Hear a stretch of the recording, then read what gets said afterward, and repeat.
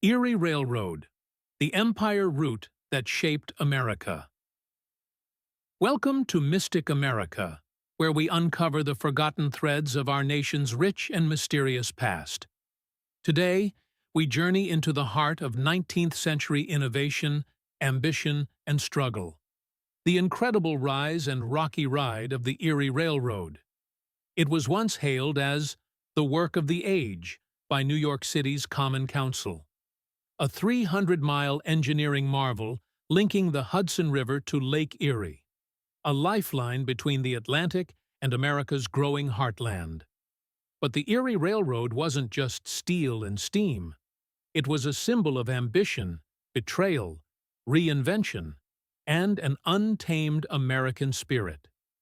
In 1825, the Erie Canal turned New York into the Empire State, linking the Great Lakes to the Hudson and propelling westward expansion.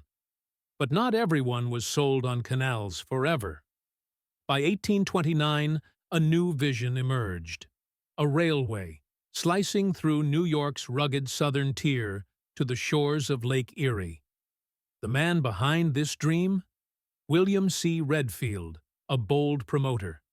He proposed what he called a great railway from the Hudson to the Mississippi. And just like that, the race to build the Erie began. Among the Erie's earliest champions was Eleazar Lord, a landowner and businessman from Piermont, New York. He'd become the railroad's president, not once, but 3 separate times, each time rescuing it from financial ruin. Despite fierce opposition from canal lobbyists, the Erie began construction in 1835. But progress was slow. The terrain was brutal. Funding was scarce. At one point, they even tried building the railroad on wooden piles over wetlands and snow-prone areas. A wild idea that burned through money fast. The first trains rolled out in 1841, inching west from Piermont. By the late 1840s, they had reached Binghamton, and the mighty Staruka Viaduct stood as a monument to their progress. In 1851, the tracks finally reached Dunkirk on Lake Erie. It was the longest railroad in America at the time. Riding the inaugural train? None other than President Millard Fillmore and Secretary of State Daniel Webster, the latter riding in a rocking chair on a flat car for the best view.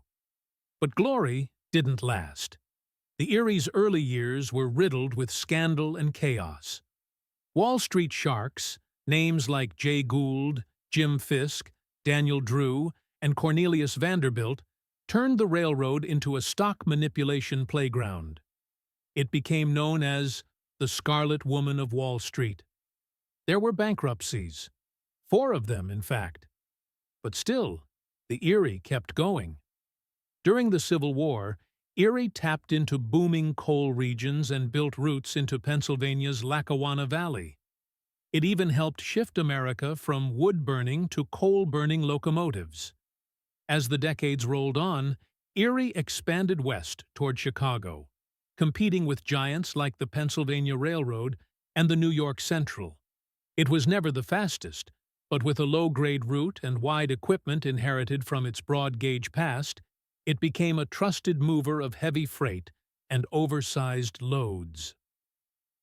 Scene: early 1900s photos, dramatic shots of mountain passes, steam trains. In the early 20th century, Erie found new life. Under leaders like Frederick Underwood, the railroad modernized.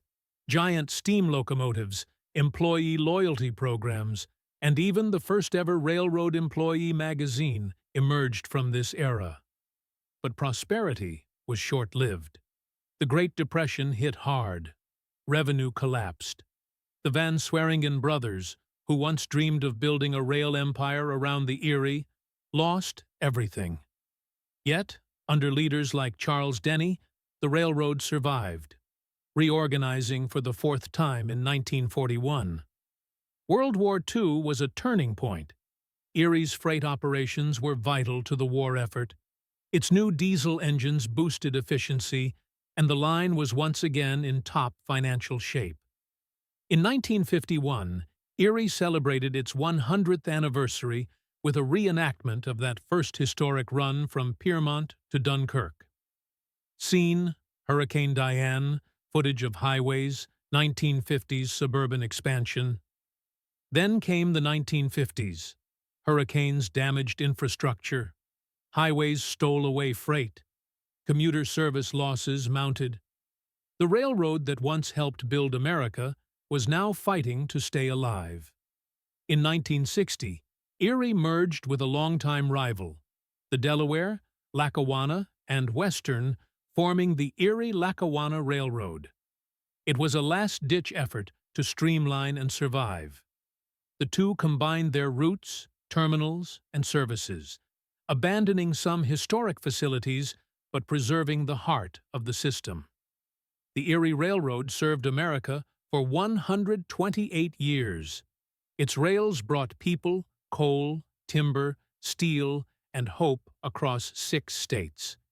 And though the name may be gone, much of its legacy still rumbles on, beneath modern freight trains, commuter lines, and the memories of a nation once bound together by iron and steam.